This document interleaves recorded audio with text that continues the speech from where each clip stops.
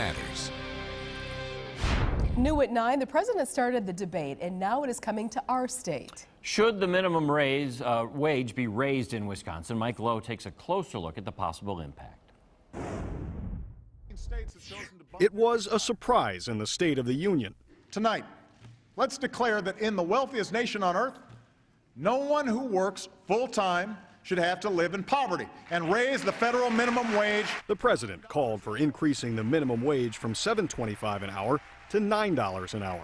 It could mean the difference between groceries or the food bank, rent or eviction, scraping by or finally getting ahead.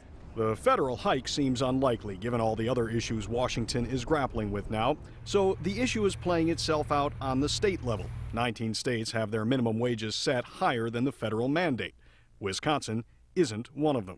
And Democratic State Representative Corey Mason of Racine wants to change that. A minimum wage basically means that the employer would pay you less if they could, but they can't, right? I mean, that's what our minimum wage basically says. He's introducing a bill in the Wisconsin Assembly that would increase the minimum wage to $7.60 an hour and tie it to inflation, so wages would go up with the cost of goods and services. What we're trying to say is that work is worth some dignity, and that you shouldn't be below poverty if you're working full-time year-round. Be careful what you ask for. Republican State Representative Mark Honadell of South Milwaukee is a former business owner.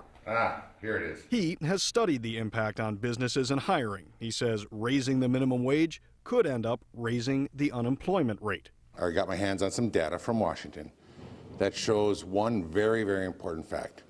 Every time minimum wage goes up, everybody in the central cities, minorities, Hispanics, African Americans lose jobs. If you're making minimum wage right now, you're underneath the federal poverty level.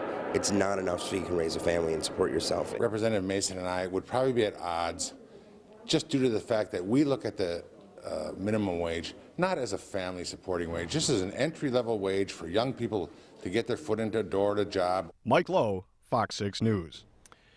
Representative Mason says he believes there is popular support for his proposal, but right now there are not enough votes for it to pass in the Assembly. Right now there's no Republican co-sponsor, and without that, the bill is likely not going anywhere.